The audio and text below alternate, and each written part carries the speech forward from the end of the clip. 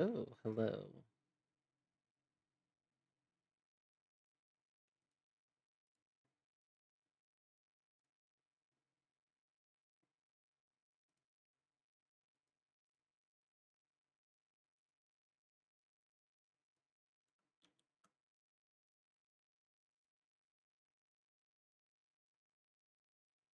Hmm.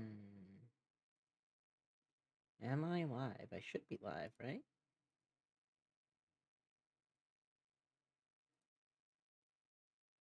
Surely.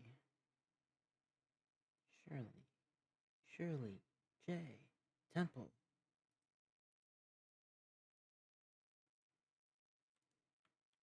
Am I live? Oh, I am quiet. What the heck? Surely. Surely. Hold on, let's see if I can hear myself. J. Temple.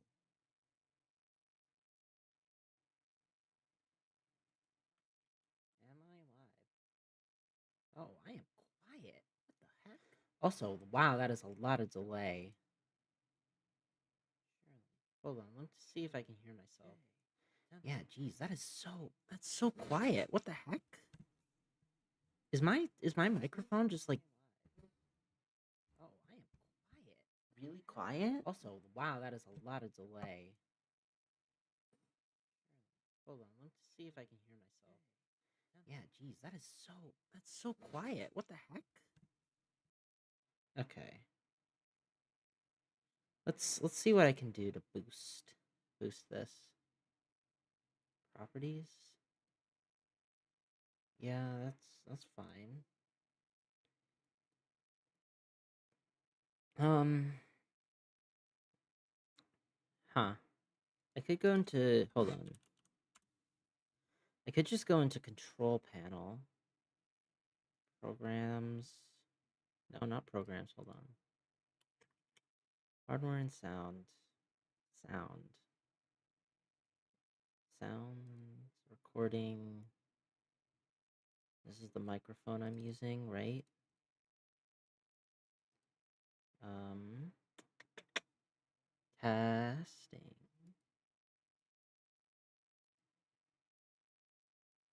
I'm gonna mute everything so that I can test this out real quick.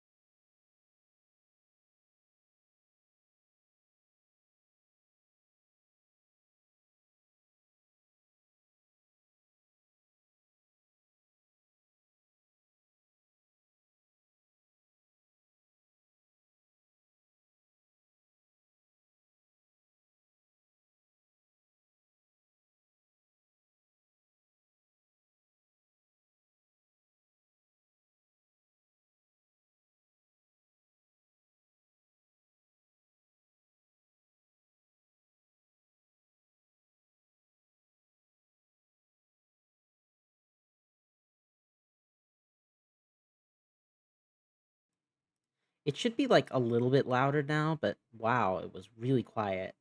Now understand. Um, Also, I'm really far behind. I don't know why though. Like, how do I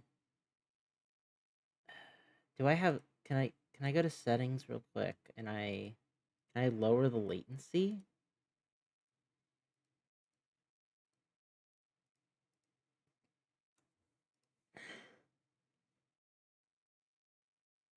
So I thought I was on the lowest possible latency, but it's the font size, that's the general output, snap sensitivity. Like, how do I do instant with with YouTube? Because it's like pretty far behind, at least as far as I can tell. On the lowest possible latency, but it's the font size, that's the general output, snap sensitivity. Like, how do I do instant with? Yeah, it's like 30 seconds behind. That's really weird. Um, how do I do this? Ta-da! I don't know what setting.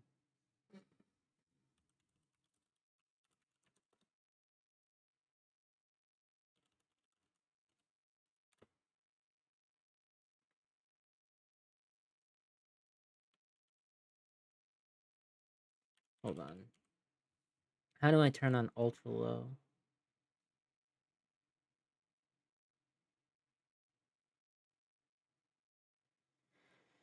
How do I turn this on? Sorry for all the troubleshooting. Uh, it's gonna take me a second.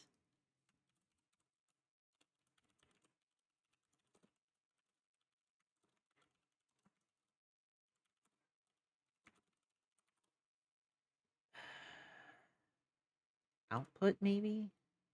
Streaming, bitrate, CPU usage,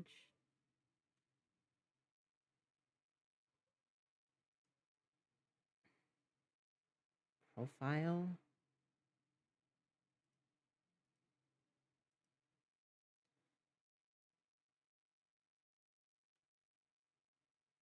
Okay, hold on. I might need to do this in the in the thing.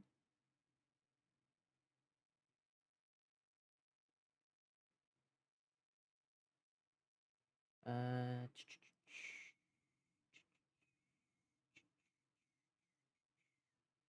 settings. We're gonna go live. Hold on. Manage.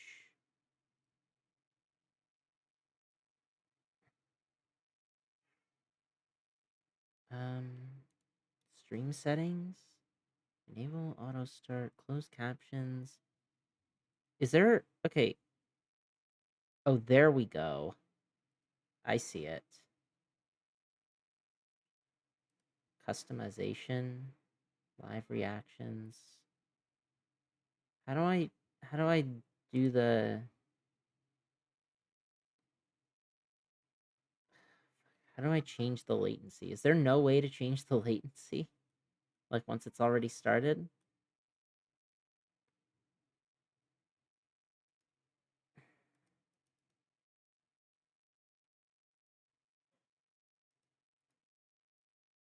Close captions. No. Edit. Customization. Live chat, live reactions, slow mode. Details. Would I really need to like remake the entire stream just to do low latency? Language, recording location, license, comments.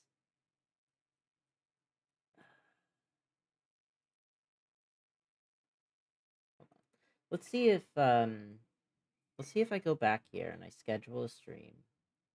Uh, let's reuse these settings. I literally like customization. I don't have the option of doing latency adjustments here. Is this like is this like a I need more subscribers thing? If anybody in chat knows how to do it, I would love to know because I've been like extreme. Oh,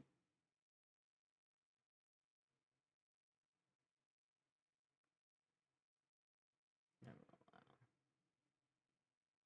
that's really weird.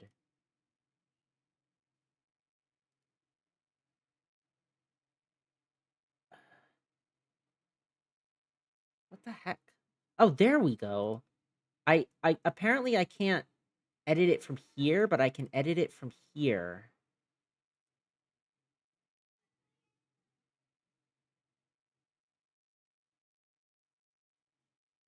Change dashboard.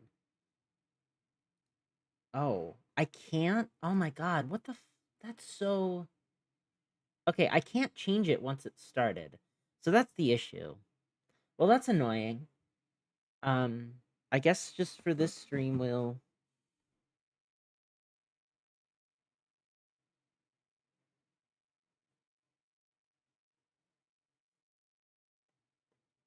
hold on.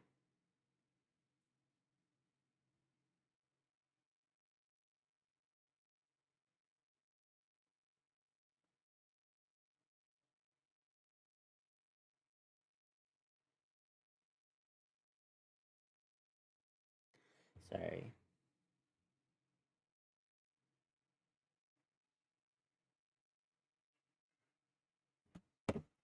All right. Well, I guess we'll just deal with it for now, and next time I'll try to figure out how to do the latency thing because this is annoying, but whatever. All right. Let me quickly advertise on Twitter, and then I'll call Envy, and then we'll see what's going on. So hopefully not too much. Uh,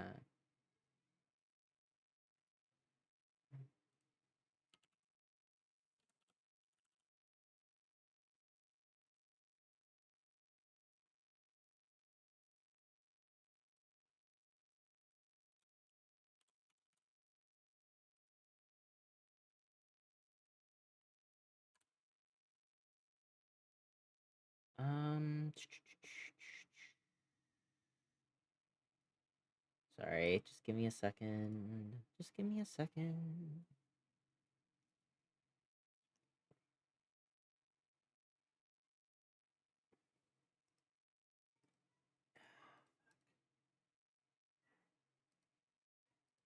What if I just go to media? Would it still be would it be here? Here maybe?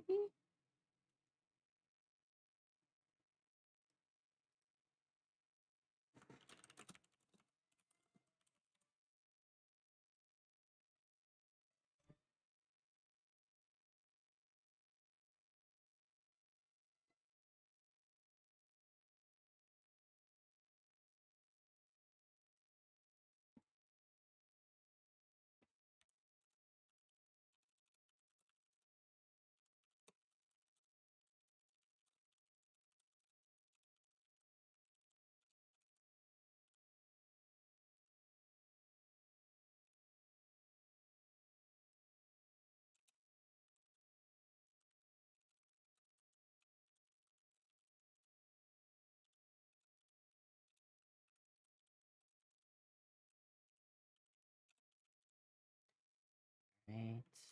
Then add the image of the thingy.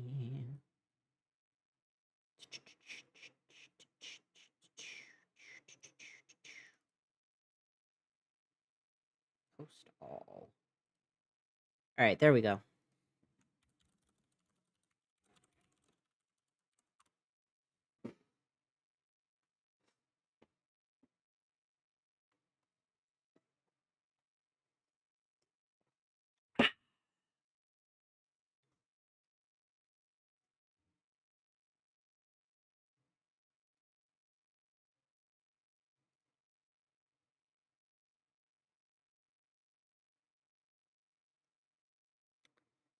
Just gotta wait for Envy.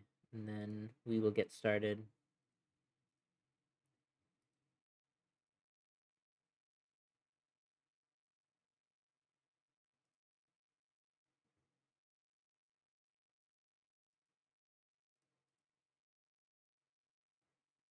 There we go.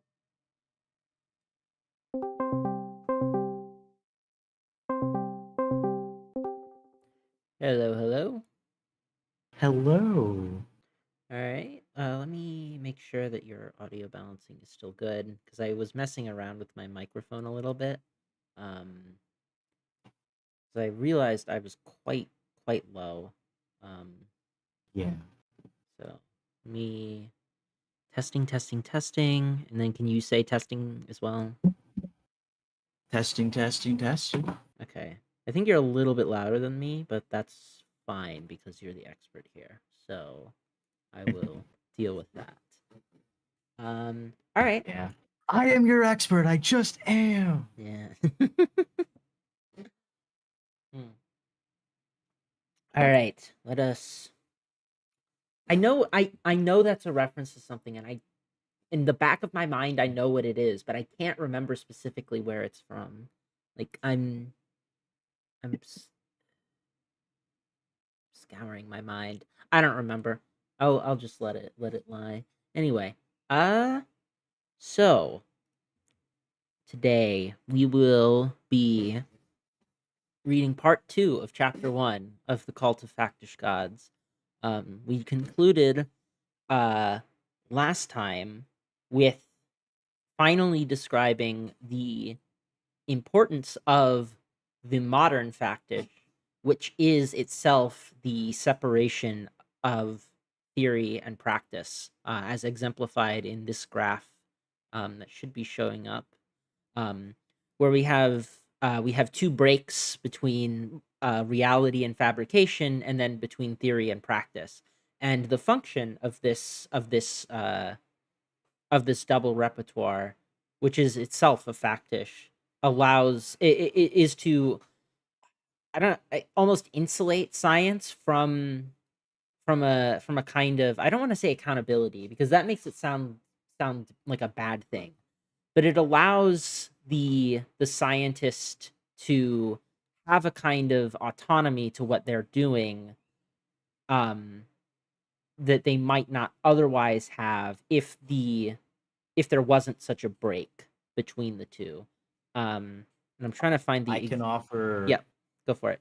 I can offer kind of an explanation. Mhm. In politics of nature, it's kind of put really perfectly and really simply. Mhm. The role of something like this is to um in effect short circuit politics, Mhm. as Latour puts it. And um there's ways in which that is like really helpful in a lot of ways. Yep. But in politics of nature, it goes over why it's also Mhm. pretty hard. Yeah. Restarting to. And he talks about, like, in this last paragraph, he talks about why, like, people aren't this isn't like a it's not like a self delusion, and it also Yeah. allows for very important things. Uh and if you read why his critique run out of steam, like the opening of that is basically like, it's like framed as a mea culpa of, well, now people are uh are trying to make, like inject like climate denial and like conspiracy theories into these things. And obviously it's not a complete mea culpa because he's trying to build something more there. But the point is just that, like, he doesn't necessarily think it's a bad thing. He doesn't want to say that, somebody who uses, the politics to say, oh, you shouldn't believe in climate science. He doesn't want to give ground to those people. There is something here. There is a function, and it's a good function in some cases, but recognizing it as a function, as something that isn't like transhistorical, is itself, I think, valuable. And I think the next chapter will be elaborating more on that, or the next chapter, the next part. Um, yeah. Anything incorrect in that description, Envy, before I keep reading? I don't think so. Cool. That I caught. Mm. You get away this time. Yeah. Yeah, well, let's hope I can keep sneaking them by you, you know? Yeah. I'm gonna slip something objectionable in there, you know, when you're not thinking too hard about it, and then you're gonna endorse Yeah. it, and then everybody's gonna realize that that you're not the expert. Ooh, Yeah, I'm but gonna I'm do not your it. expert. I'm just not. Yeah. Anyway, part two is trans fears. So, you know, I'm sure we've got a lot of those, but let's see what's happening in this chapter. I imagine it means something else in this context. Um, w- Oh, it means something that you totally aren't going to expect. yeah, okay, But by the name. yeah, The name, I should clarify. yes. So, part two, trans fears. We can now define anti fetishism with precision. It is the prohibition on understanding how one passes from a human action that fabricates to the autonomous entities that are welcomed by that action and revealed through it. I'm going to highlight that because it's important. Conversely, we can define symmetrical anthropology as that which lifts the prohibition, excuse me, and gives the factish a positive meaning.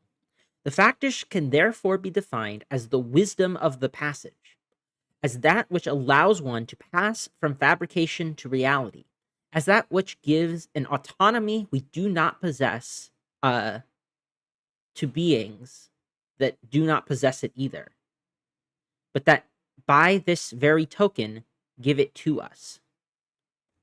Hold on. Let me reread that. As that which gives an autonomy we do not possess to beings that do not possess it either, but that by this very token give it to us. Okay. Interesting. I'm gonna reread that a third time because I'm still struggling a little bit. Um, as that which gives an autonomy we do not possess to beings that do not possess it either. So that's the like the fetishization. But that by sorry, yeah, an autonomy that we do not possess. So we don't possess the autonomy, and also the being doesn't possess the autonomy, even though we're giving it to them. But by that token, they give it to us. They give the autonomy to us. Am I understanding am I parsing that correctly here? Yeah. Okay. Sure. Okay. The factish is a fact maker, a talk maker. Thanks to factishes, as sorcerers, initiates, researchers, artists, and politicians might say, we can produce slightly autonomous beings that somewhat surpass us. Divinities, facts, works, representations. Unfortunately, this way of speaking recycles familiar concepts such as us, production, autonomy, and surpassing, which have been forged over the centuries in order to nourish the very anti fetishist polemic whence we are trying to extirpate ourselves. And that goes to 41. Uh, gonna need. So 41. In Edwin Hutchinson's the cognition in the wild, one can read, albeit in a different tradition, that of distributed cognition, the same externalization of the work of thought and its quote anthropolog- uh, anthropologization, or rather I'm gonna Jesus Christ, why am I so bad at this? Anthropologizing. Jeez, I don't know why it took me so long. Anthropologizing in forms compatible with those of the present essay. All right. Yeah, so unfortunately this way of speaking recycles familiar concepts such as us, production, autonomy, and surpassing. So us I understand because us is kind of like implicitly a cultural term, like it's referring to us as like either, us as human beings or us as a nation or us as whatever, right? And generally doesn't is generally read to exclude non-humans as we understand them. So I can understand why he would say that. Um as far as production autonomy and surpassing, I guess surpassing would be the reason he would take issue with this would be um his collapsing of immanence and transcendence. So there isn't really a surpassing in any Not sense. just Mhm. um not just that. Mhm. Um, in Politics of Nature, he explicitly talks about how people talk about going beyond the subject-object divide, and he almost certainly means something like that. Mhm. Autonomy is probably in reference to some Mhm. specific ways of talking about objects that Right. um, as like separate from us. In Mhm. production, there's a chance that I wonder if he's kind of going trying to somewhat separate himself from someone like Marx or other Mhm. Marxists. That might be what it is. Yeah. Um, Though it would also, that I think, it would also separate him from like Deleuze and Guattari. So I don't it know. it it it might be something. It might be something way more specific than he's getting into. Yeah. It might also be. It also might be just very different, and he just didn't explain it. Yeah. Um, it, And it probably so he's going to explain it like literally in this paragraph. okay, that's fair. Um, the first section is kind of the first part is going against. I'm gonna call them scientific realists. Mhm. I'm just going to call them realists. He's going to be going against or physicalists. That also works. He's going to be going against people like that are realists or physicalist or whatever you want to call them. Is how I'm going Mhm. to reduce them to. And in this chapter, he's going to go against social constructivists. Yeah.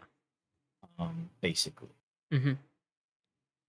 is Yeah. is kind of how it is. So Pippa says maybe production is the language of the anti-fetishist because it insists on the fairy object slash fabrication divide. It is a god slash I made it. Yeah, it's possible. Yes, that Mhm. is probably what it actually is. Yeah, Um, it surpassing. would still separate him from Marx at the very least. I I think that it probably not as much Deleuze and Guattari because I don't think that they're not really emphasizing like the subject produces XYZ. It's like it's much more complicated than that, and I will not Yeah, explain it for fear of getting it wrong and and invoking the wrath of of somebody. So I will stray away from trying to explain that. But yes, uh, so after investigating the avatars of the object at some length, and after verifying that the object never occupies either the fairy object position or the cause object position, we must now turn to the avatars of the subject. Social constructivism obliges us to have as many misconceptions about its presumed tireless laborers as it does about the entities it mobilizes. If Pasteur can say, without contradicting himself, that he has turned lactic acid ferment into an autonomous entity, if the Candomblé initiate can unhesitantly claim that she has to learn how to fabricate her divinity, if Jagannath's aunt can say without batting an eye that the shalogram is nothing but a stone and that for that reason the stone can give them all life, then the subject, understood as the source of action, must change as much as the target object. Okay. I needed a site other than a laboratory to work out this notion of subject, which is the counterpart of the notion of fact. Toby Nathan offered me such a place, and I am going to try to do it justice, but I shall surely fall short. Yeah, so as you said, this is going to focus on the social constructivist side of the divide more so than the so-called realist side. Um, Yeah. excuse me. Also, to I didn't realize this. Hmm. Um, Toby Nathan is contemporary enough that in 2018 he wrote a book with another prominent ant theorist, and I didn't realize that.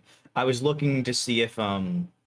I saw in the notes that he had a book in French that is almost certainly translated in English, The Principles of Ethnopsychiatry, and I Hmm. wanted to see if I could get that, but I don't know if it's in English. So Yeah.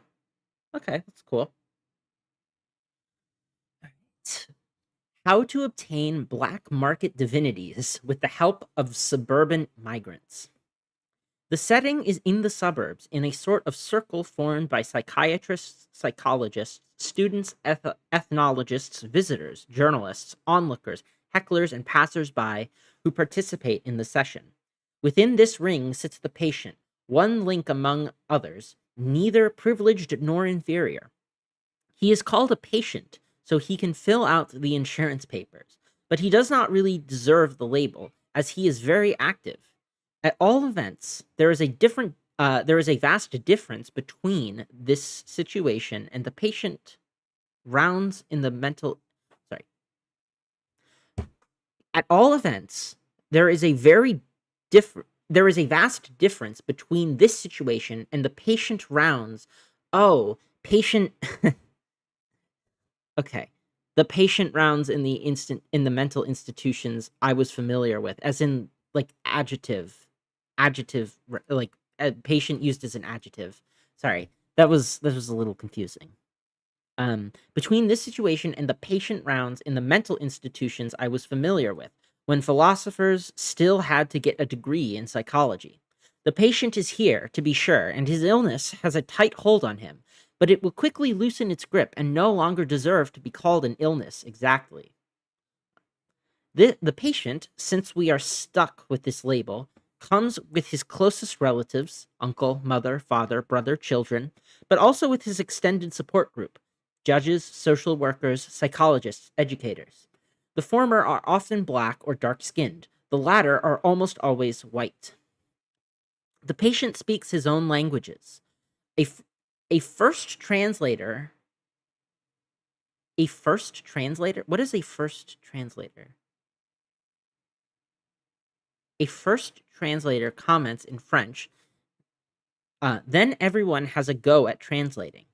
There is some surprise that the patient should not be at the center of the room or of the conversation.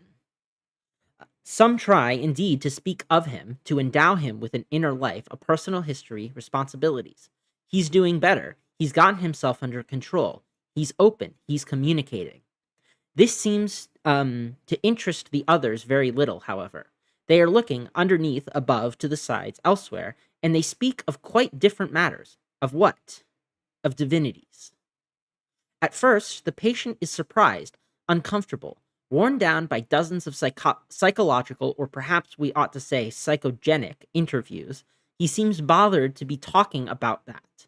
About the id? No, not at all, not even close. No one in this circle is trying to pass from the dining room into the kitchen, scullery, and cellar of psychology. Though we may have to come to speak of the child, we devote 2 hours to the mother and the grandparents. Having come to heal the sister, we remain focused on the uncle who stayed behind in the old country.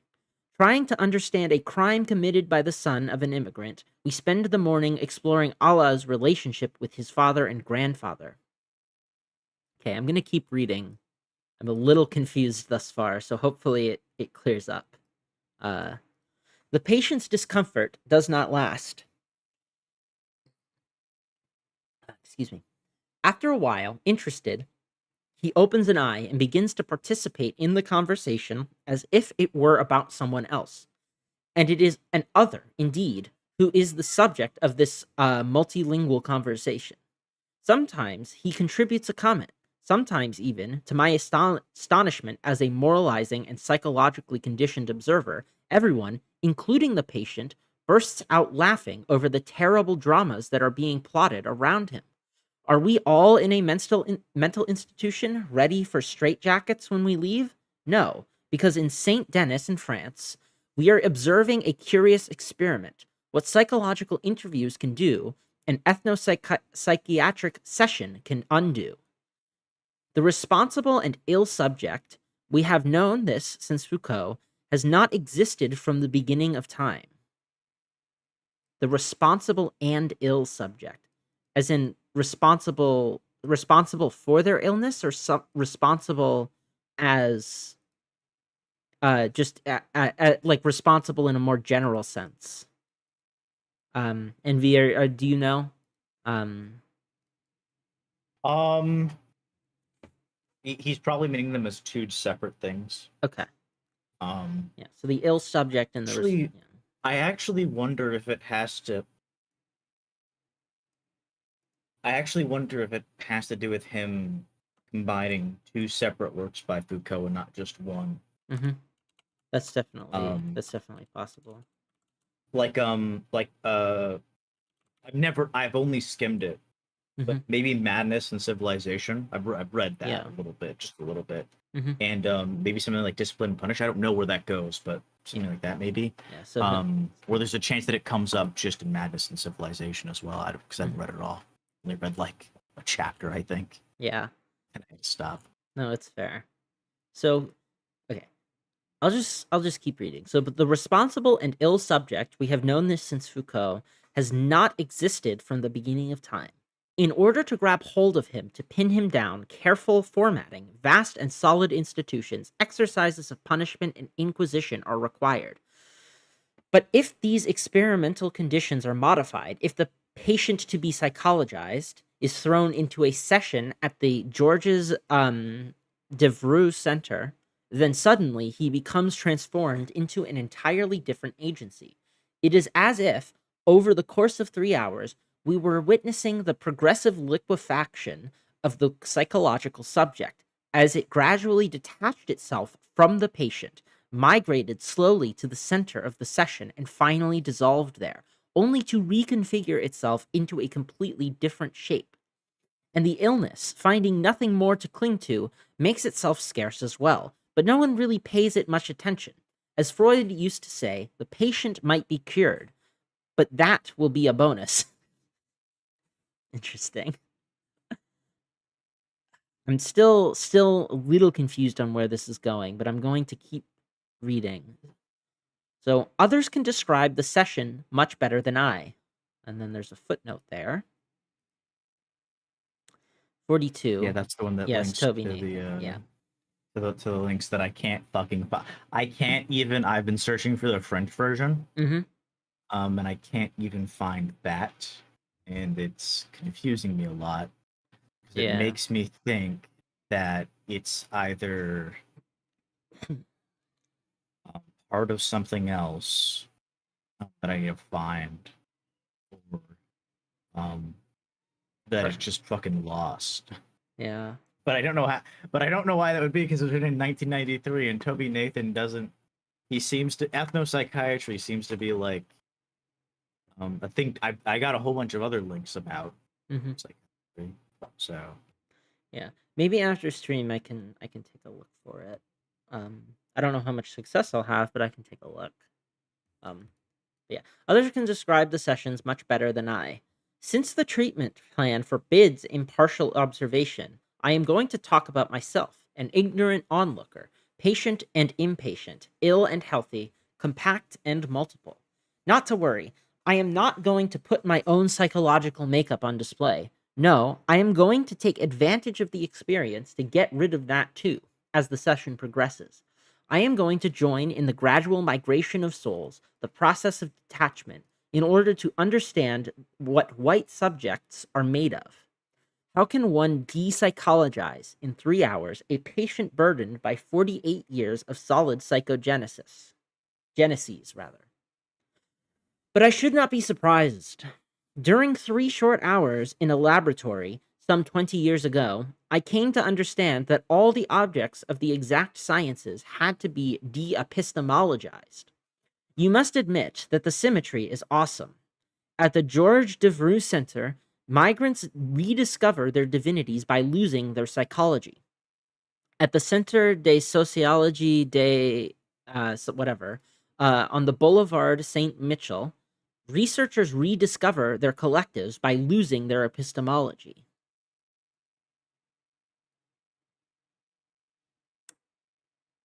Hmm.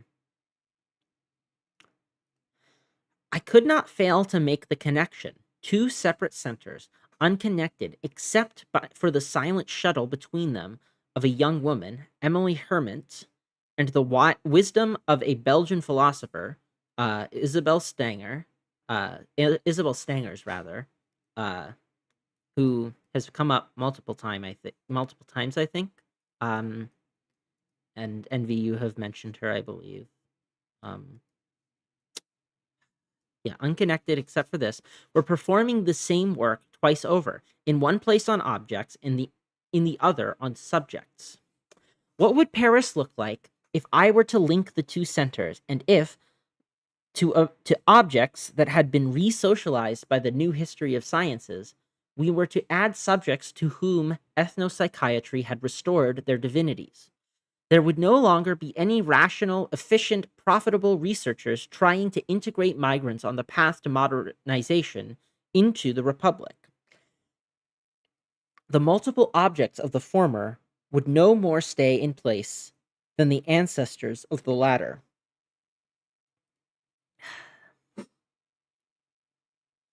Okay. I'm going to push to the end of the section, and then Envy, I'm probably going to ask you what he means, because I'm very confused, I think. Uh, Sure. But yeah, a patient, I, you, he, who, a moment earlier in the waiting room, was preparing for the examination of his deep or superficial self, finds himself bound up by divinities of whose existence he was almost unaware, finding himself at the same time freed from the obligations of possessing an ego endowed with inner life and consciousness. Finding himself at the same time freed from the obligations of possessing an ego. Okay. As a participating observer, he watches others, who only pay him passing attention, as they interrogate aliens who are interested in him only by a fluke. Indeed, this is no longer about him. Perhaps he will be cured by it, but in order to understand this slippage, this sobering up, one would have to offer fetishes a dwelling place again. One would have to build a uh, dovecote where divinities, like a flock of wood pigeons, could come back to roost and coo to their heart's content. As the session progressed, I understood very quickly that it was not a matter of accepting the actors' quote unquote cultural representations, of entering into them with the condescending hypocrisy of psychologists and believing in the divinities on the pretext that the migrants believe in them, like the mentally disturbed patients in comic strips whose warders, in order to cure them, pretend to be Napoleon. Indeed, it is not a matter of believing or suspending one's ordinary beliefs. The divinities alone are acting, but how, in which world, and in what form? Perhaps we are finally going to reap the fruits of our factishes. By modifying the definition of belief so profoundly, by pushing agnosticism so far, might I be able to situate this traffic in divinity more easily? Okay, so that was that section.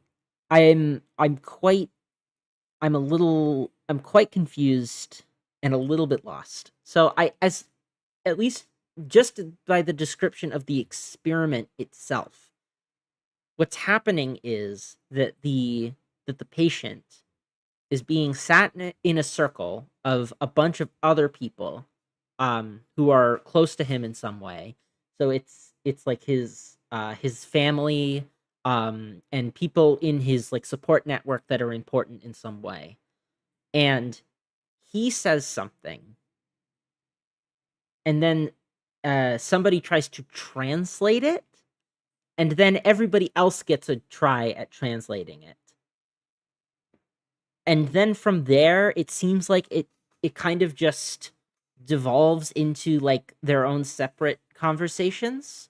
Um, at which point, uh, the patient starts to occasionally interject with their own thoughts, or say something, like say something that's pertinent to the conversation, and then this goes on for 3 hours.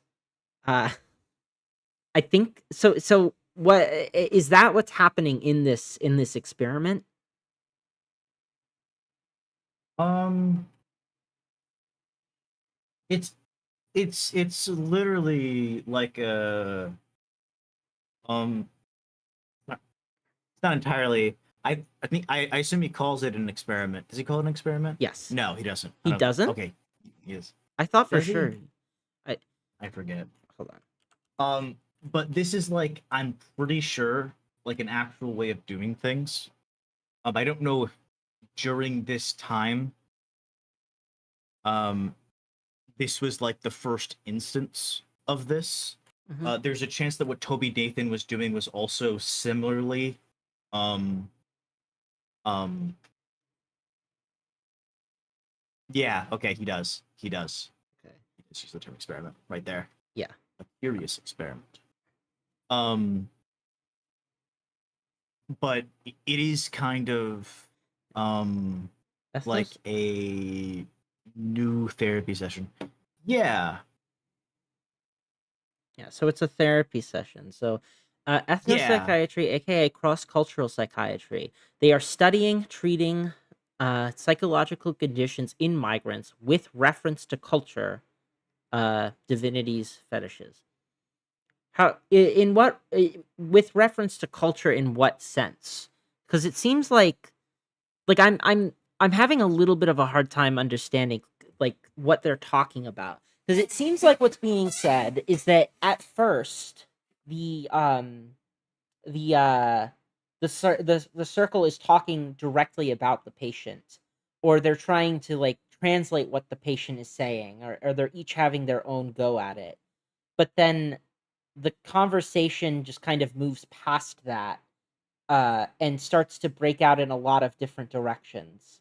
Um, at which point the patient starts to enter the conversation on his own accord. That was how I read it, but I'm not 100% sure that I am reading that correctly. Okay. Hmm.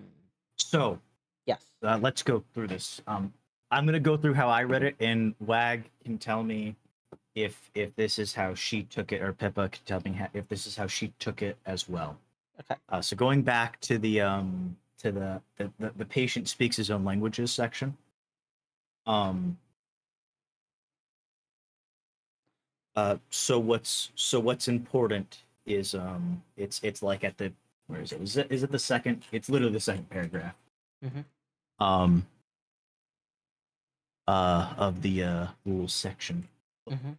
The patient speaks his own languages. A first translator comments in French, then everyone has a go at translating. I'm pretty sure at this point it is the I'm gonna call them psychologists speaking. It is the whites speaking. That's how I'm gonna say it. Okay. Um, it is all these people, and the people commenting, I'm pretty sure, about trying to endow him with inner life, personal history, and responsibility. I'm pretty sure we're also supposed to be part of the like first group, the group that are going to be largely um maybe not white, but they're going to be like French. They're going to be French born at Okay. least. They're not going to be because this is something he's dealing uh with migrants, and there's a chance that this person Hmm. literally moved here either as a child or like sometime as a child, um, and he's had issues or whatever. they're trying to deal with that. And then I'm pretty sure as it goes on, he's the weight shifting is it gets to the point where this person's own family members are talking about them, and they're not looking in the same place these other people are Oh, the previous ones before looking. They're looking okay. elsewhere. I They're see. not putting him into the same categories as the psychologists, the social workers, the educators, the judges, Hmm. whatever they may be are. They're not doing the same thing. They're doing a Okay. different thing uh because they're doing it. And the point of this is imagine from what it is, I'm pretty sure is to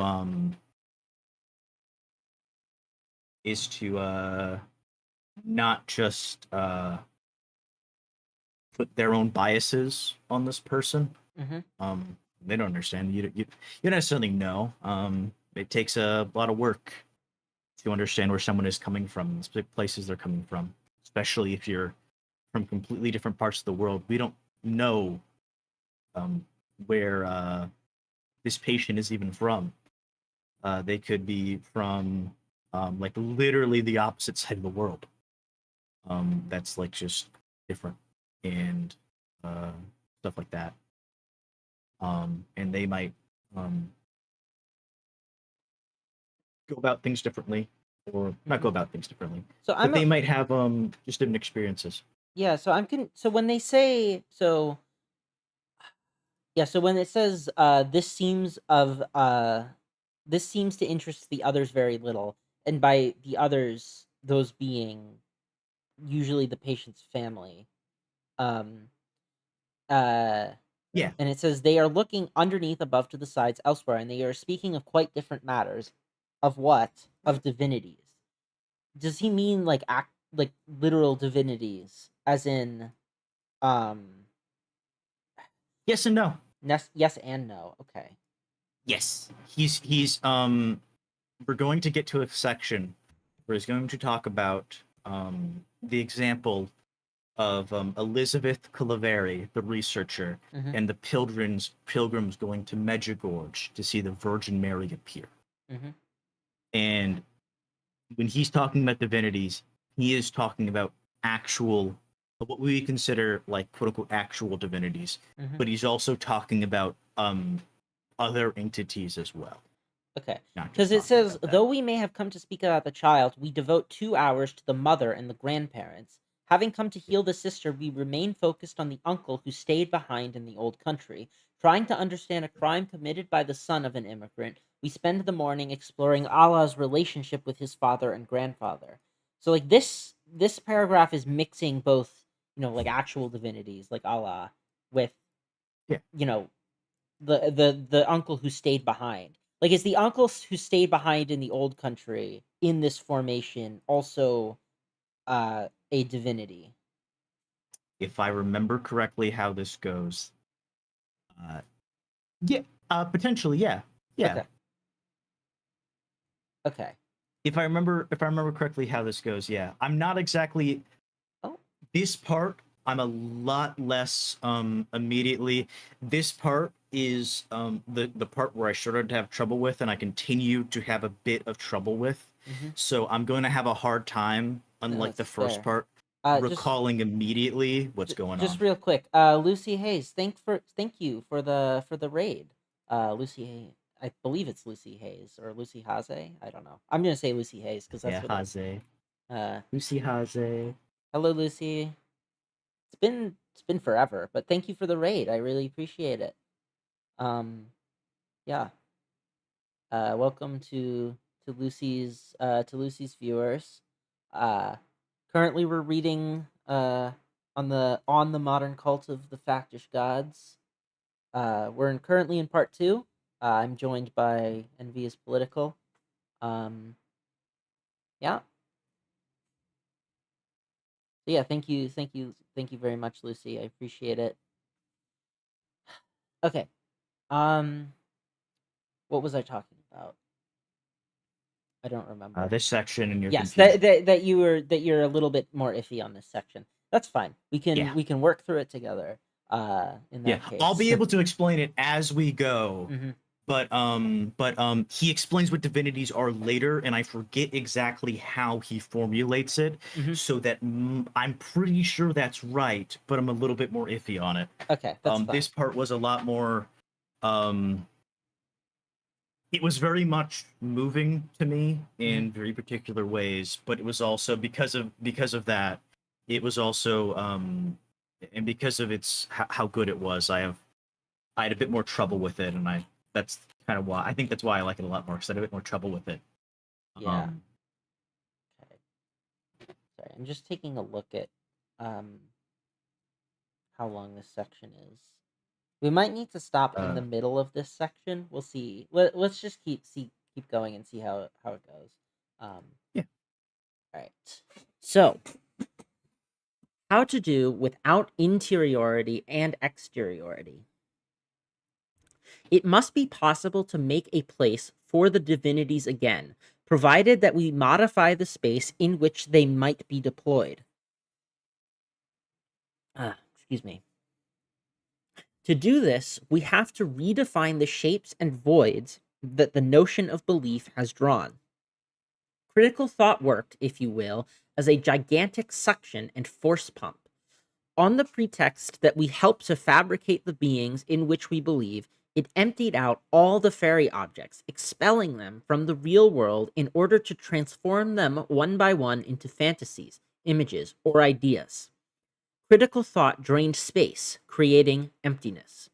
Conversely, on the pretext of fact objects appear to exist, on the pretext that fact objects appear to exist without us once they have been worked over in the laboratory, critical thought lined up facts in tight ranks, forming a continuous, seamless, quote unquote, real world without holes, without humans.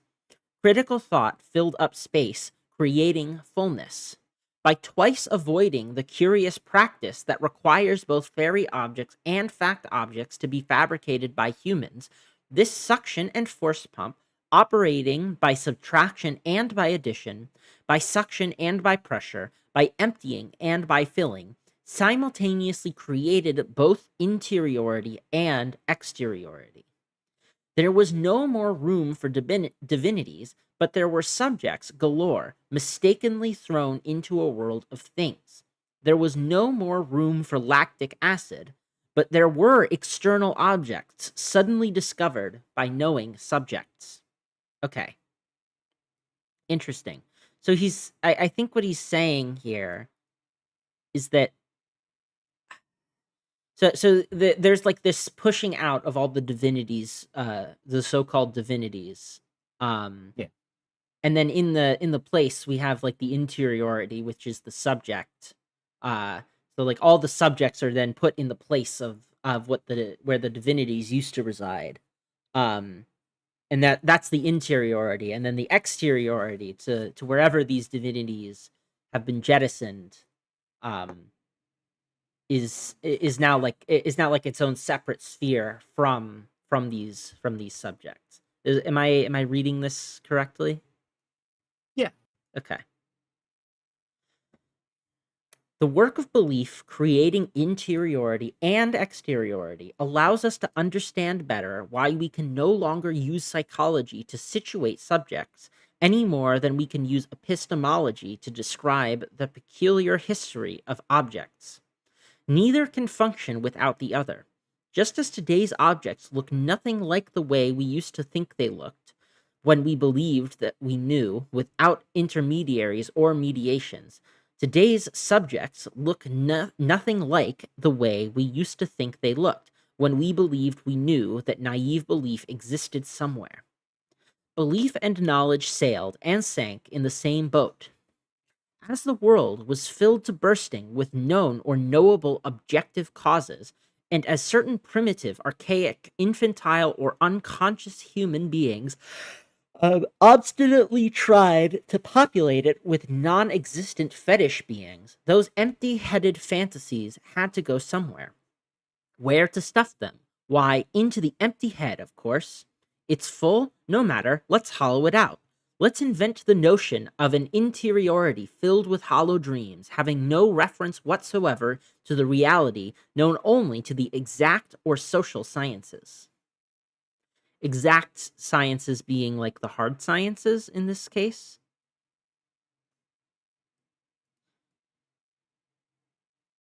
Or is it like is it exact, or is exact another word for social in this I'm sentence? pretty sure exact means um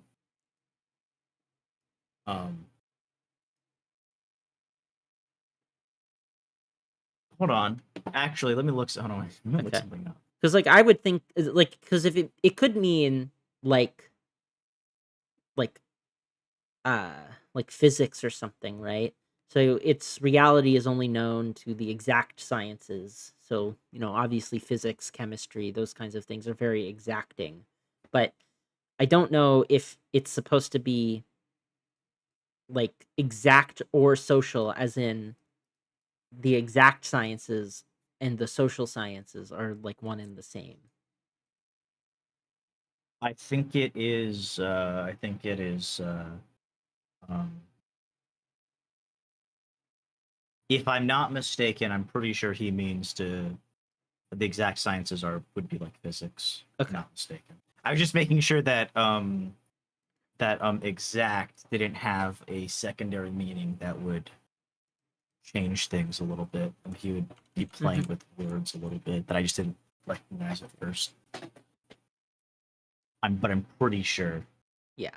So Pippa says, I think you can read it as hard, exact, or soft social sciences. Yeah, Yeah, makes sense. It is clear that the subject endowed with interiority serves as counterweight to objects endowed with exteriority. In order to link them, we have to invent the notion of representation. Hmm.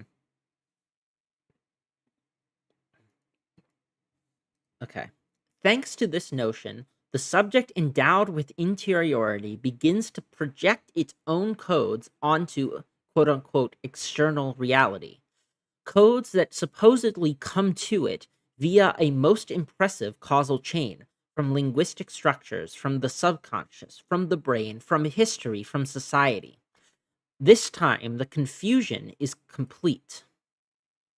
A subject that is the source of action, endowed with interiority and consciousness, arbitrarily carves out an external reality that exists independently from it and determines, though some through some other channel, those same representations. Such people dared to interrogate the Guineans. This is obviously a case of the pot calling the kettle black.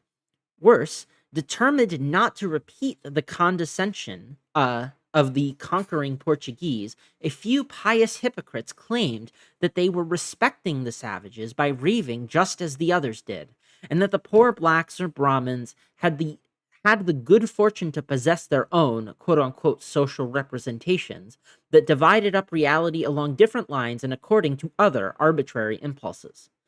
Turning others into moved and grateful partners of modernist ravings is a peculiar way of showing them respect. Cultural relativism adds one last delirium to all that have come before. So this is I think this is like maybe a further description of what he meant in the last paragraph of the last section. Um because I remember last stream I was questioning that. Cultural relativism adds one last delirium to all that have come before. So worse, determined not to repeat the condescensions of the conquering Portuguese, a few pious hypocrites claimed that they were respecting the savages by raving just as the others did, and that the poor blacks or Brahmins had the good fortune of possessing their own social representations that divided up reality along different lines and according to other arbitrary impulses, turning others into moved and grateful partners of the modernists' ravings is a peculiar way of showing them respect. Okay. Hmm. So I is the idea here that it's it, like we have he calls them pious hypocrites. So is he saying that in like uh the pious hypocrite is claiming, you know, my social representations are constructed just like everybody else's, just like the blacks or the Brahmins. Um, but but they're still maintaining like this position of sitting above in some way that allows them to like access the fact of social representation that the blacks and the Brahmins didn't really that they wouldn't describe it in that way themselves. Am I It is Mhm. that's along the right lines, but it's also um when you refer to representations, Mhm. you are explicitly saying that you are explicitly creating the um the um nature society divide again. You are saying that humans actually have no access to the world, that we are actually just complete, that all we can do is have these social representations, and that we actually basically have no access to reality, and it's just kind of um, uh, uh, uh, not reversing, but the opposite side of the thing he was talking about in the previous section. Mhm. It's a I don't want to say reversing, because reversing is more like what you will describe anti-modernism as, but Yeah. it's when you put the social, it's when instead of the nature being all powerful, it's society. Mhm. Kind of as he puts it, society is the thing that ends up becoming all powerful. Society, it's not nature that determines things, it's actually the social that ends up determining things. um Okay. it's just a opposite side of the same thing that Latour doesn't like. Mhm. Is how I take it, especially now after I've read more. Okay. I think so. Okay, I think I can get that. Hmm. Sorry, give me just a second.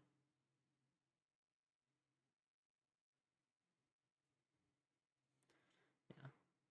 So worse, determined not to repeat the condescension of the conquering Portuguese, a few pious hypocrites claimed that they were respecting the savages by raving just as the others did, and that the poor blacks or Brahmins had the good fortune to possess their own social representations that divided up reality along different lines and according to other arbitrary impulses, turning others into moved and grateful partners of modernist ravings is a peculiar way of showing them respect. Interesting. Okay. So yeah, I think then like the pious hypocrite in this case is making the mistake of attributing attributing this divide to them uh that they didn't have. Like the Gold Coast blacks, they're saying, "Oh, it's not so bad that they had their social representations just as we have our social representations." But in doing so, they're kind of reaffirming the idea of it being a representation in the first place, when to the blacks and to the Brahmins Yes. there was no representation here. It wasn't representing an external reality that they didn't have access to. So it's still ultimately making that mistake, even though it's Instead claiming. of, Yeah.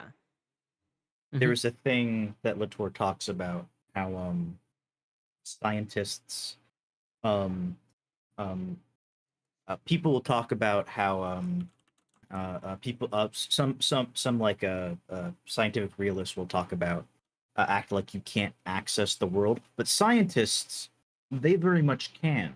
Mhm. And there's kind of, I think, the reverse of that going on, where like you said, Yeah. uh the pious hypocrites are the ones who can access the truth of these social representations, these fabrications. Mhm. um but uh the other ones, other people really can't. They don't really know. Yeah. They, Oh, and it's like it's even going back to like the allegory of the cave even. Like, yeah, yeah, it's the yes, philosophers who really know what reality is like when yes, they, and like the pious hypocrite in this case would be like, "Oh, really? We're all in the cave. The reality is out there, of course, but we're really yeah, all in the cave." And that's it's like it's almost like bringing everyone down to their own level as if that's how everybody understands it when it's not. Okay. I get it. I get it. Okay. yes. So, I have to say, by the way, mhm, without any previous Latour knowledge, mhm, this fucking sections, this sections are like they are really good, and I think they end up making their point really well. mhm. But it is so hard to explain them without like literally reading a whole bunch of it. Yeah. Me and Pippa struggled really hard with this for Okay. like a while. I see. Well, I'm glad that you are here to make me struggle less. All right. Yeah, I hope you know. Mhm. I'm pretty sure we had a lot of the same, like the issues you're having. I'm pretty sure me and Pippa literally had the exact same issues. Yeah, and that's Um, yeah. I'm always I do not feel embarrassed about having about having questions, honestly. Like even if it's something that most people get intuitively, I do not have any embarrassment or shame in it because I think it's more important that I actually understand it than feign feign understanding when I don't uh actually understand. But yeah. Anyway, continuing.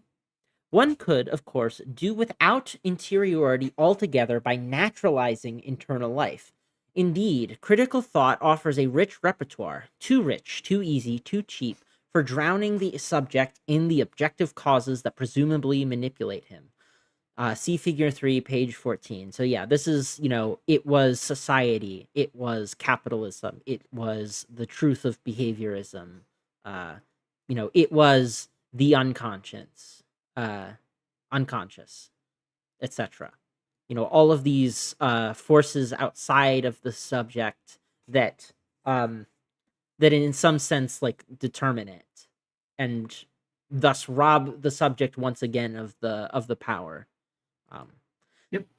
there is nothing easier than making the subject a superficial effect of language play. The temporary capacitance, yeah, yeah, the temporary capacitance. What does capacitance mean? Because I am curious. Capacitance. Apparently, the ability of an object to store electric charge. I didn't remember that. Huh. Yeah. Interesting. Yes. The temporary capacitance a I see. From a okay, because it's capacitance emerging from a neural network. So this is like Yeah, the neuroscience explanation. It's like it's determined by the charges, like the neural charges. A phenotype of a genotype, the conscious of the subconscious, the cultural idiot of a social structure, a consumer of world markets. So that yeah, it's like a who's who of all of your favorite social or biological explanations for people's behaviors. Um, how to chop off the subject's arms and legs. We have learned how to perform such amputations by reading the newspaper. Um, also, me and Pippa didn't catch this the first time. I'm pretty sure this is him referencing again the Procrustean bed. yeah. Um, Yeah, exactly. Yes. No, it is exactly that. Um, I like how you read through this and admit when you don't understand a word instead of pretending to be smartasses. I mean, like, well, I would actually like to understand the word, so it's like anyway. But yes, I love I this is love the Latour. I would profession. never pretend to know anything about him that I don't. Yeah. So, how to chop off the subject's arms and legs. We have learned how to perform such amputations by reading the newspaper. We have been preparing ourselves for the death of mankind since we took a class in Theory 101. Fortunately, these procedures have been off limits to us ever since the little scandal mentioned earlier, the felix culpa of the anthropology of sciences. One would have to believe, either wholly or in part, in one or another of the many imported social and natural sciences, in all seriousness, in order to shut up the overly chatty speaking subject. Excuse me. So, one would have to believe, either wholly or in part, in one or another of the many imported social or natural sciences, in all seriousness, in order to. So, basically, you would need to believe one or more of these in order to shut up the subject, as in like to make the subject an effect uh Yeah. in this formulation. Yeah. But to pass brutally from autonomous subjects to the scientific objects that determine them would prolong anti fetishism instead of leaving it behind. We do not want to drown Pasteur with his attentiveness to the precise gestures that revealed his ferment, any more than we wish to lose our Condemblé initiate who is fabricating his own divinity, or fail to see how Jagannath's ancestors went about making what keeps them alive from a simple stone. Our theory of action must pick up just what Pasteur and the ancestors are doing that is uniquely theirs at the very moment when their actions go slightly beyond them, precisely because their actions have gone slightly beyond them. Okay, our theory of action must pick up just what Pasteur and the ancestors are doing that is uniquely theirs at the very moment. Okay, I'm going to highlight that because that's important. So curiously, the path of the factishes, bottom of the figure that we saw earlier, seems Yeah, it's the much first and yeah, the second break. seems much simpler, more economical, more reasonable. Yes, reasonable. Instead of giving ourselves, one, cause objects filling every possible gap in the external world, two, source objects endowed with interiority and crammed with fantasies and affects rather, three, more or less arbitrary representations groping about, more or less successfully in an effort to establish a fragile tie between the illusions of the ego and the harsh reality as known by the sciences alone. Excuse me. Four, new causal determinations to explain the arbitrary origins of these representations. Why should we not abandon the double notion of knowledge belief and populate the world with the tangled entities that emerge from the mouths of the actors themselves? Hmm. Why should we not abandon the double notion of knowledge belief? Okay. Yeah, so the like knowledge belief being like knowledge is like a it's a proper subset of belief, right? Where knowledge you know it to be true because you believe it, and then there's like some external condition or whatever, right? I don't know. Yeah. The distinction here is knowledge is going to be what the Hmm. realist will be talking Yeah, about, and yeah, belief will be uh, what the pious hypocrites will be talking about. I think that's what he yeah, called them earlier. yeah. Pasteur does not require his lactic acid ferment to be external to himself, since it is available to him in the laboratory, and since he even gave it, he ingeniously admits, a bit of a boost in terms of his own prejudices to make it become a living being. There keeps being like a little glitch on my preview for some reason, and I'm not sure what's causing it, but. And yet, Pasteur does ask us to recognize that the ferment has all the autonomy of which it is capable. The Candomblé initiates in no way claim that their divinity speaks to them directly through some heavenly voice, since they admit, just as ingeniously, that their divinity is at risk, for want of know-how on their part, of becoming an endangered species. And yet, coming from them, this confession does not weaken, but strengthens the very existence of the divinity that speaks to them. Jagannath's aunt does not ask the stone to be anything but a stone. No one, in practice, has ever displayed naive belief in any being whatsoever. And then this goes to another footnote. So 43. From one year to the next, each of the canonical examples finds itself overturned by modern historiography, as in the admirable case studied by Geoffrey Burton Russell in Inventing the Flat Earth, Columbus, and Modern Historians. How those monks have been mocked for being naive enough to believe in a flat Earth in the literal sense, the author proves with brio. Brio? With brio. Hold on. Is this like bravado or something? Vigor or vivacity of style or performance. Okay, so it's bravado, basically. Like, yeah. Yeah. So the author Like Latour. proves, yes, with brio, that this particular belief in naive belief dates back to the 19th century, when there was actually nothing naive about it, since it shared in the beautiful Enlightenment scenography that was emerging from the Dark Ages. Okay. Anyway, if there is such a thing, belief at all, the most. Okay. If there is such a thing as belief at all, it is the most complex, sophisticated, critical, subtle, reflective activity there is. Arrogance, but without snark. Interesting. That's okay. Anyway, going to 44.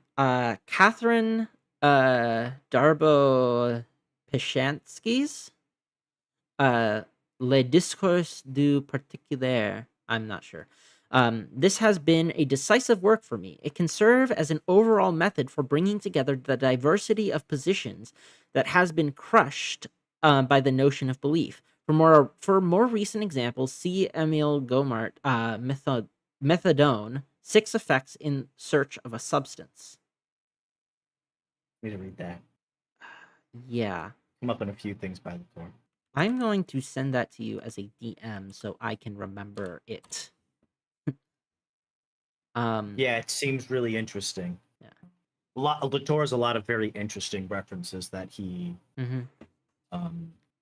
that come up. Yeah. All right. Continuing. But this subtlety can never unfold if one first attempts to break it down into cause objects, source subjects, and representations. Oh, if one first attempts to break it down into cause objects, source objects, and representations. Yes. So this subtlety can never unfold. To take away the ontology of belief on the pretext that it occurs inside the subject is to misunderstand objects and human actors alike. It is to miss the wisdom of the factitious.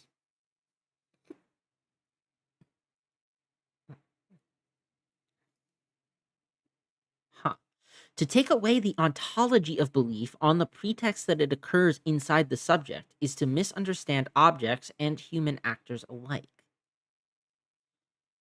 Huh. Okay.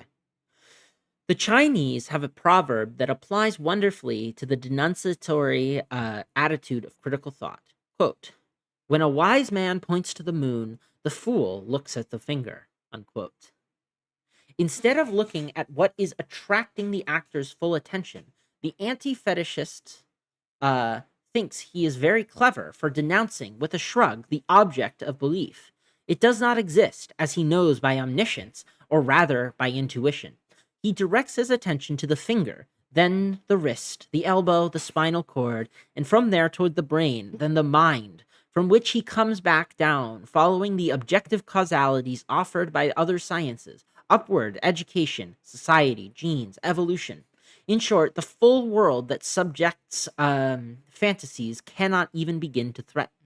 A much simpler, more intelligent, more economical, and finally more scientific hypothesis would consist in directing one's gaze, as the proverb says, not only towards the moon, but also toward lactic acid ferments, divinities, black holes, tangled genes, apparitions of the Virgin, and so on. And this goes to 45. Yes.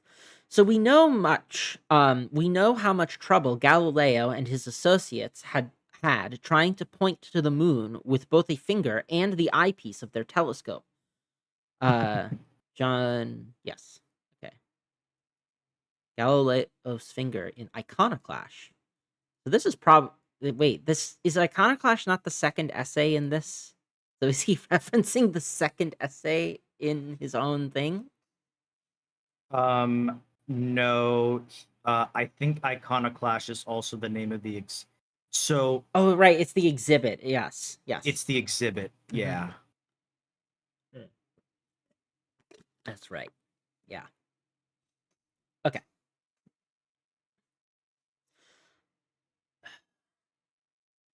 Black holes, genes, apparitions of the Virgin, and so on. What do we have to lose? What are we afraid of? That the world might be too populated? It will never be populated enough. The emptiness of infinite space is probably what frightens us.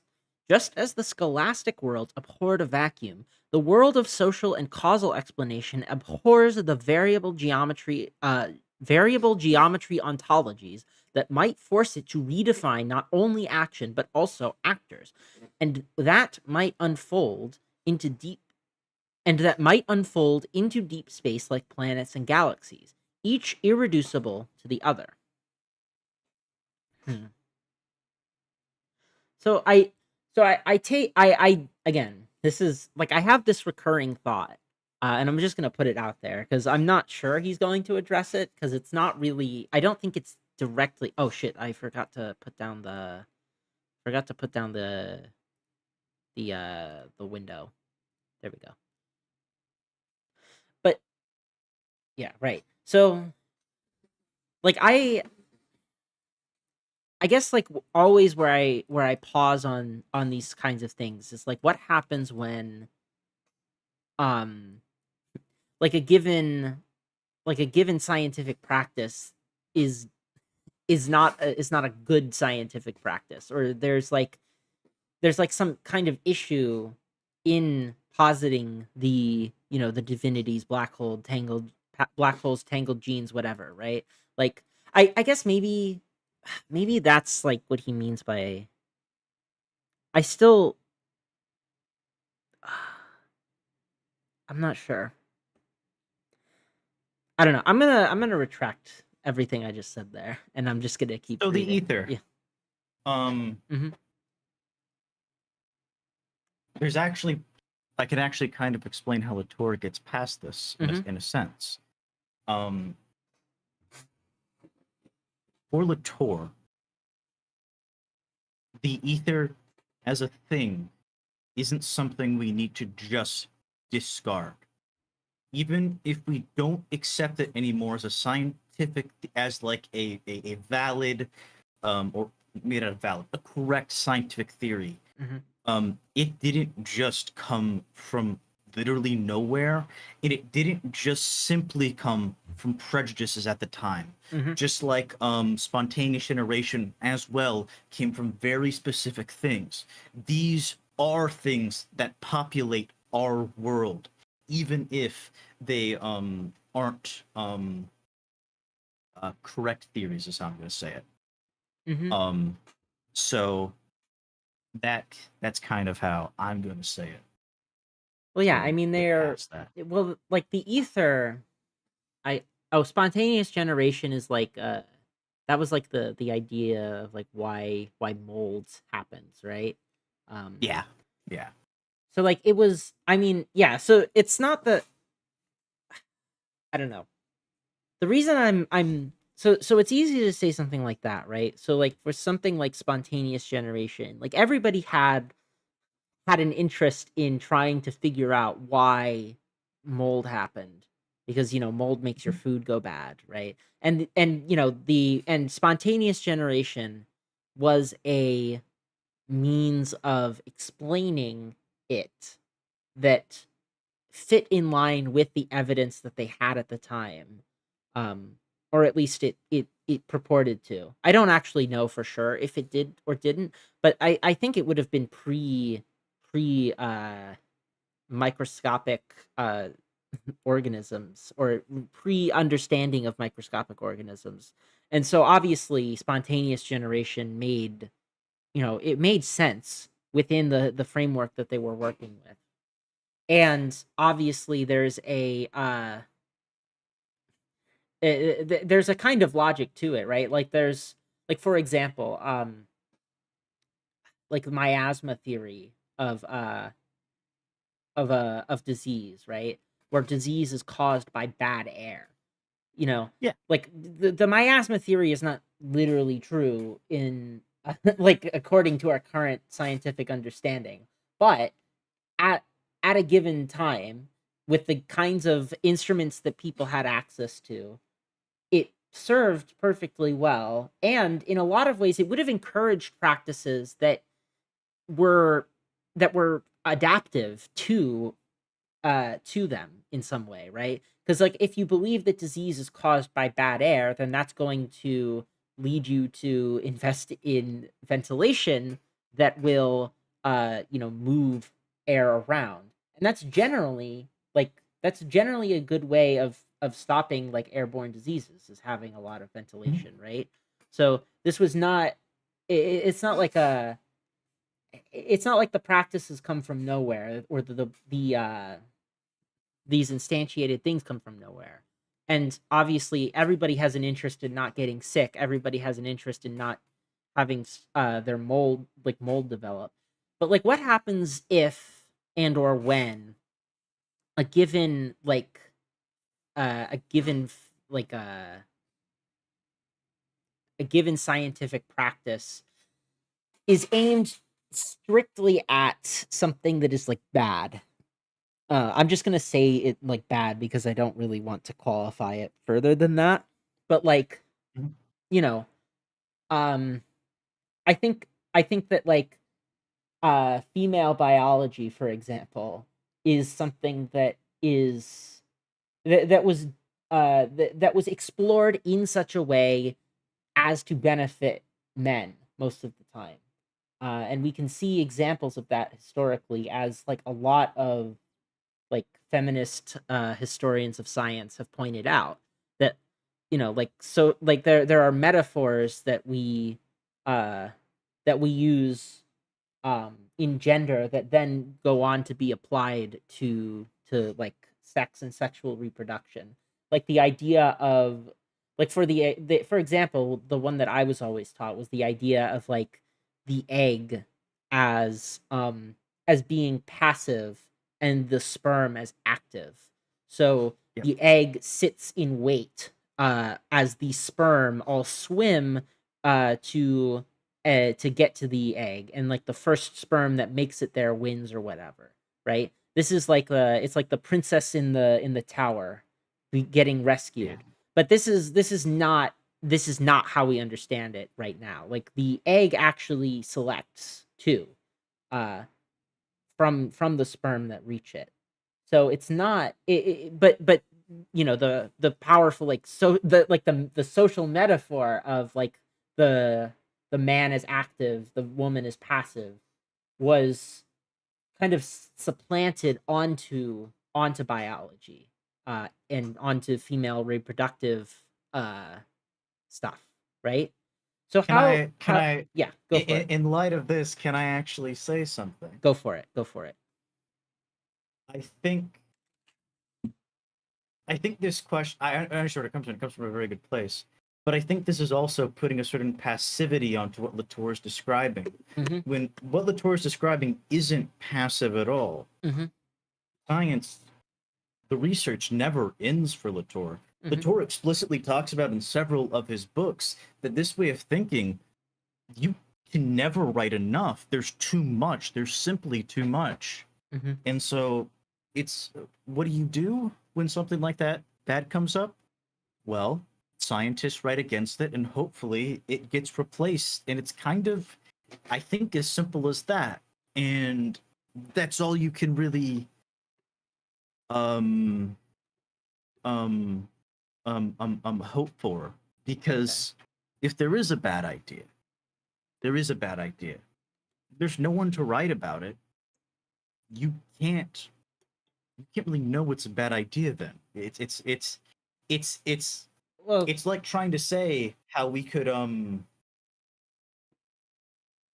it's like trying to guess about what's going on the other side of the world, and you weren't even there, I guess, is kind of, I guess, the other thing. yeah. So It's just can I push back a little there? Because sure. I think that, for example, i- it's kind of this is kind of assuming like a zoomed out perspective, I guess, where the objects of research are not themselves uh things that we should be concerned about, or and like a good example of this would be like, if you are, like, say, like a a group of scientists is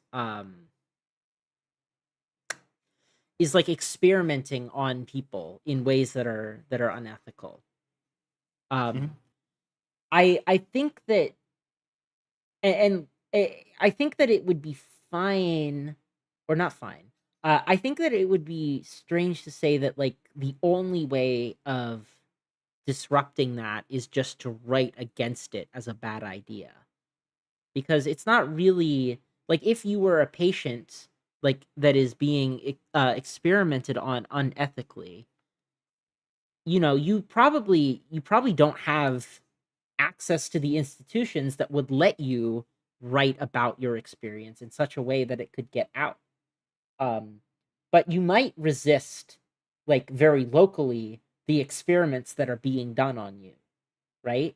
And I feel like Sure. that would be Well, non-right. That would not be well, writing, right? That would just be you on your own resisting. when you were asking me that question, I assumed you meant in the Mhm, concept of like you've been talking about, which is mhm. like ABA, Yes. which I assume most people who get ABA are children, in which case that the child has basically no as someone who spent like time like being mistreated, Mhm. you have no recourse. You don't get really to Yeah. decide if you're being put in situations like that. You don't really get choices like that. You can't even really resist. You're going to be punished. You're Yes. going to be it is going to happen whether or not you like it. Yeah. So I think that's true, but there's also, I think, like they can't resist in a way that will make it stop necessarily, right? Or Yeah. at least not without appealing to someone else most of the time. Unless the child is like really Yes. unless the child is older and larger, like that's like a whole Yeah. other thing, right? Um Yeah. but they can resist in other ways, right? And I would say that, like, a lot of ABA is specifically focused on overcoming the resistance that the autistic child puts up against the uh the uh the trainer, right? Like, the Yeah. autistic child is resisting them in a lot of cases, like, very explicitly, because they don't want to be doing whatever the I'm trying to remember the specific name for it. Like, the tester, or the therapist, or whatever, is doing.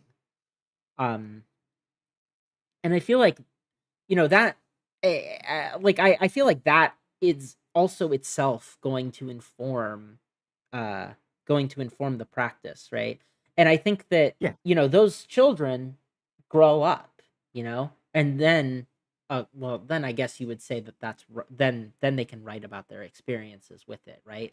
But then there's the issue of, they write about their experiences, and then their experiences are systematically discounted from the scientific literature on, various epistemic grounds that the people who are created the field have decided are disqualifying. So, this is anecdotal evidence. This is, you just had a bad experience. That doesn't mean that the science itself is bad, etc., etc. Right? Um, Yeah. and and I guess just like what I worry about is that like if we like I worry about the prospect of letting these divinities back in, I guess, because I would like to excise some of them because specifically because of like the You don't harm want to that they. talk about the you don't want to talk about the history Well, of I ABA I do want and to of talk it as a about it. Yes. that is for Latour, that is going to be part of letting the divinities back in. Okay. We don't believe in ether, but we still talk about ether. That isn't Sure. giving any more strength to ether as a theory or any other scientific theory that we have found out is wrong. Okay. Uh, it and it, but it is giving it the history that it has. The for Latour, scientific objects, of course, have their own history. Mm-hmm. They aren't just things out there waiting to be discovered. Yep. They're things that researchers, even ABA people, Mm-hmm. spent tirelessly trying to produce in some way, whether that is ends up being for ill or for good, Mm-hmm. or something like that. And it is very important to have both of them and not get have both of them in the sense that you can talk about both of them in some way, not of giving um, more I'm going to say affirmative weight Mm-hmm. to both, to the same amount of weight to both of them in like saying that they're both true. Okay. Okay. It's like before, like before. Mm-hmm. Um, we're there was what was the fucking line? Napoleon. Yeah. So the therapist who pretends to be Napoleon on like to. Yeah, yeah. He's Latour doesn't want to do that. Mm-hmm. Latour doesn't want to do that either. Right. It's Okay. it's not Yes. saying that these things are Mm-hmm. like it. The way you're giving them life is like, or allowing them to exist is not just treating them like without any question. Mm-hmm. It's just kind of allowing them to exist. It Yeah. is quite literally just you don't like take away their existence, Yeah. because And obviously you don't. And ABA, you don't. despite being Yes. wrong, Mm-hmm. has very much an existence that Yes. I think anyone can point to. Yeah. And you don't. Okay. And you don't. And you also don't discount them on the grounds of them being delusions, fantasies, figments of people's imaginations, in contrast to whatever like your preferred factish might be, right? You don't just Yeah, like that's okay.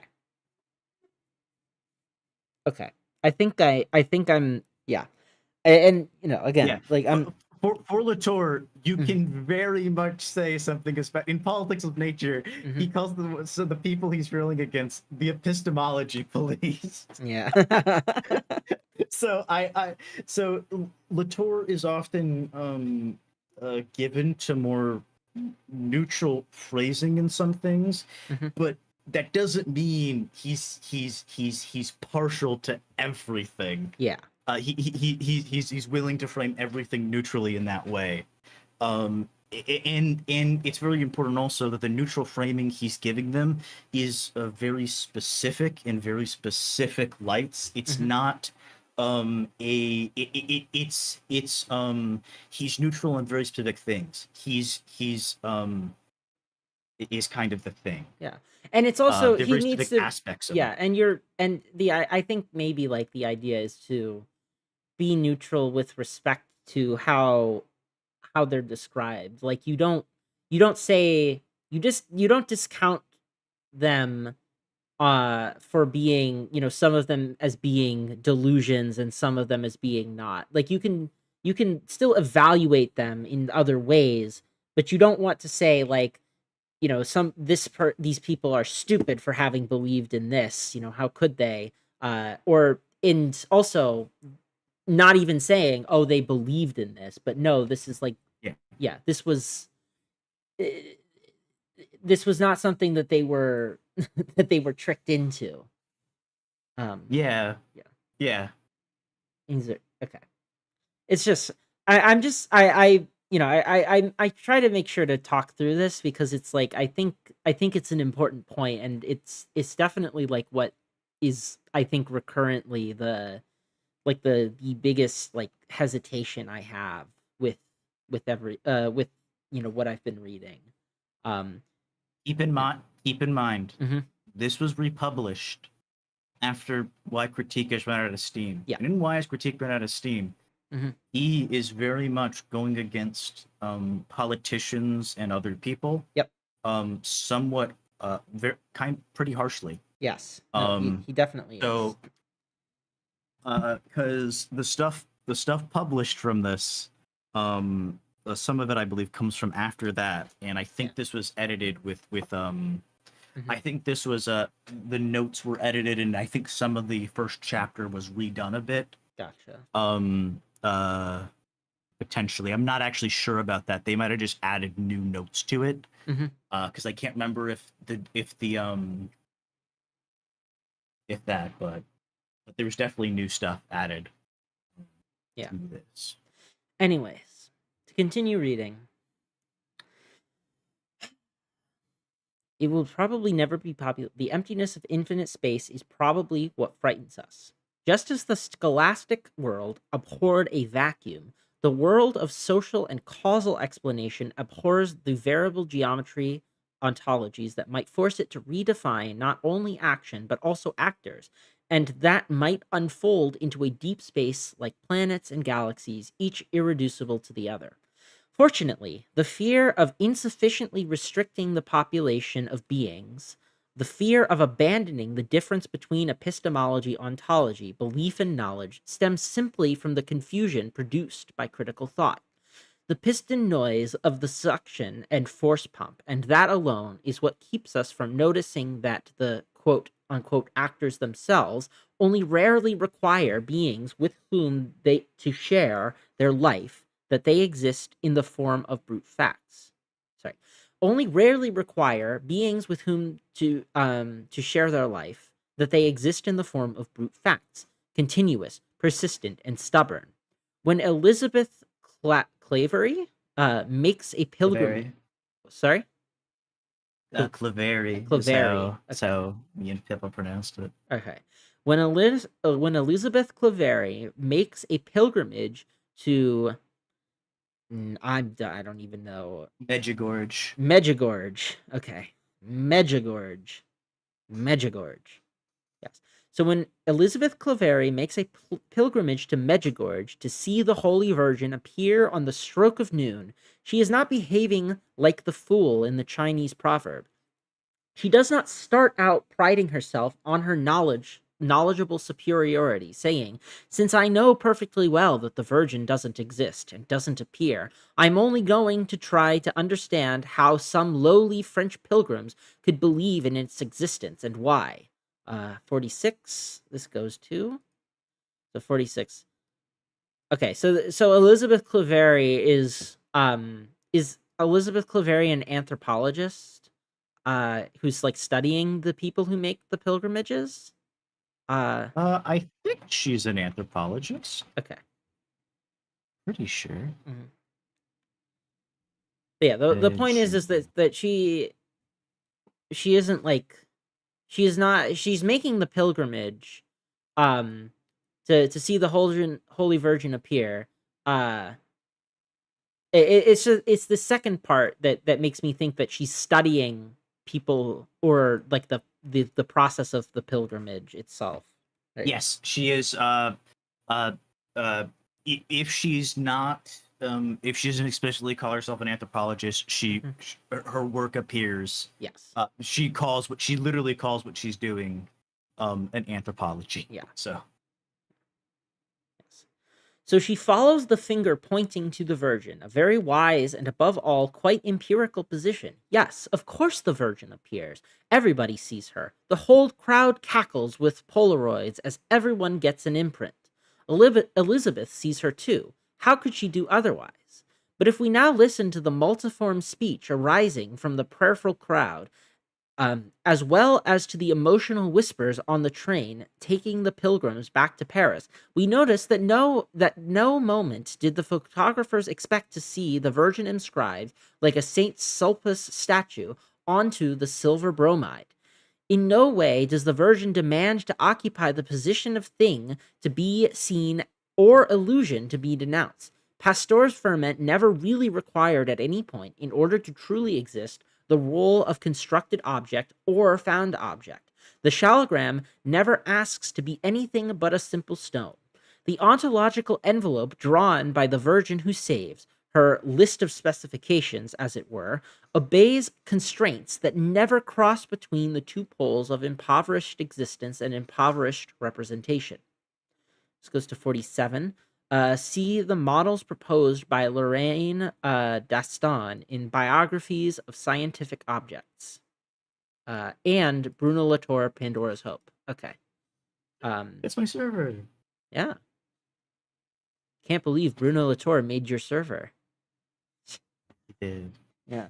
So, but yes, so this I think what you were saying earlier was right, that these notes must have been added afterward, right? Because Pandora's Hope Yeah. post dates this first chapter. Yes. So yeah. By I believe 3 years. Mm-hmm. To say. Yeah. Sorry, I minimized the. I need to minimize this. All right, there we go. She is doing something else altogether. She is occupying the world in a way that surprises not only the priests, but also the priest haters. Does the only example of naive belief we have, then, come from a naive belief on the part of researchers that ignorant people believe naively? Not quite, for ignorant people do exist who quite resemble the picture that researchers would like to paint of them. Photographers of flying saucers, archaeologists of cities in lost space, zoologists tracking the Yeti, people who have been contacted by little green men, creationists fighting against Darwin. All the sorts of people that Pierre Lagrange studies with a collector's passionate interest are all trying to pin down entities that seemingly display the same properties of existence, the same specifications as entities that, according to epistemologists, come from laboratories. And this goes to 48. 48. See Pierre Lagrange. Michael Burns didn't read this bit. Well, he didn't. Michael Burns was not. Yes, he didn't read this bit, but he was also not. The quotation that he took, or rather, the quotation that the essay that he plagiarized took, was taking it from "Why Has Critique Run Out of Steam?" He didn't. It wasn't being taken from this. It should. Yeah. It should have been though. Mm-hmm. Yes. Oh, I know Latour is talking about conspiracy theorists. And, well, he's saying, yeah. So, yeah, he's saying ignorant people do exist who quite resemble the pictures that researchers would like to paint of them. And then he's saying, I think that these are those ignorant people. Like, I could be, but that's what the structure of this paragraph seems to be implying. But I could be wrong. All trying to pin down the entities that seemingly display the same properties of existence, the same specifications as entities that, according to the epistemologists, come from laboratories. Curiously enough, these people are called irrationalists, whereas their greatest fault comes more from the reckless trust they display in a scientific methodology, dating back to the 19th century, in order to explore the only mode of existence they are able to imagine, that of the thing, already there, present, stubborn, waiting to be pinned down, known. No one is more positivistic than than creationists or UFOologists, since they cannot imagine other ways of being and speaking than describing matters of fact. No researcher is that naive, at least not in the laboratory.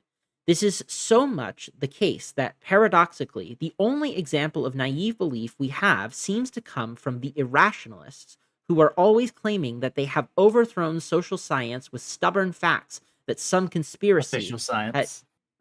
official science. Sorry, Yeah. not social science, but with stubborn facts that some conspiracy had hidden away. So yeah, he's not endorsing conspiracy theorists here. He's very very clearly saying, at least this paragraph does not seem to be endorsing them. I guess, but in this, But mhm, I heard from Michael Burns that Latour thinks that yeah. um, philosophy and Yeah.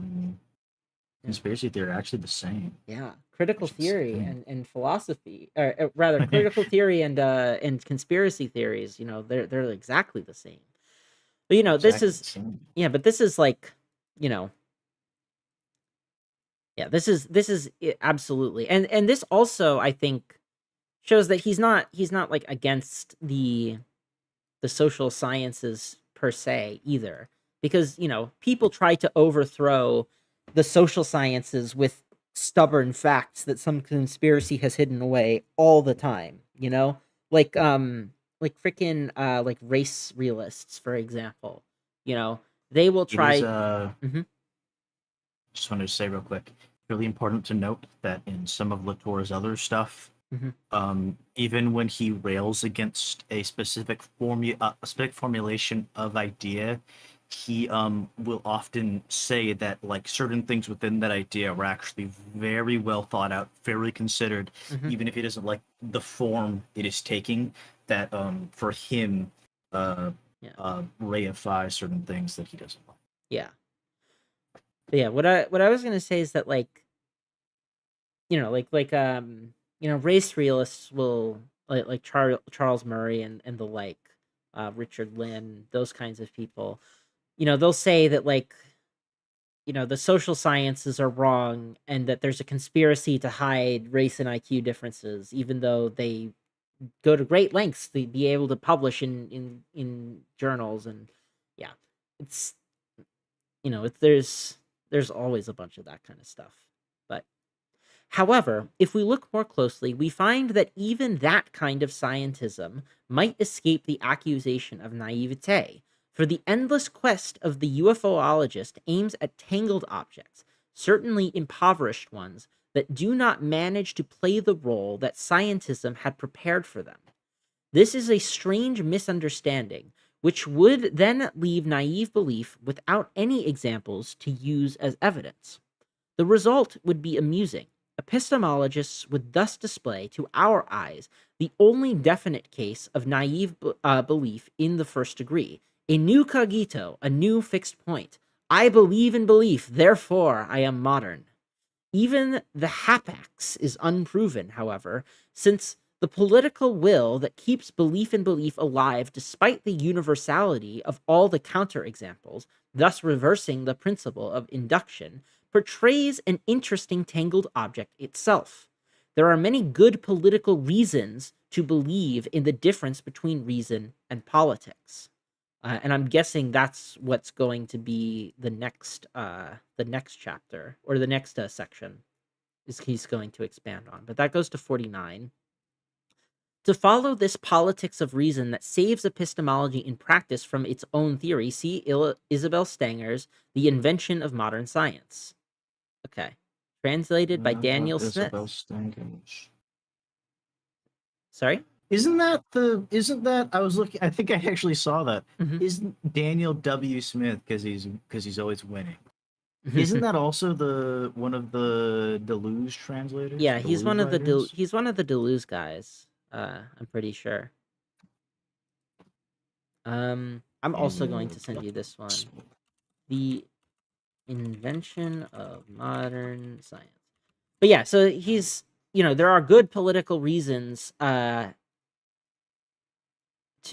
keep the difference between them alive, right? So he's not even saying that the people who supposedly believe in naive belief are in fact naively believing. They too are are engaged in yeah. But yeah, anyway.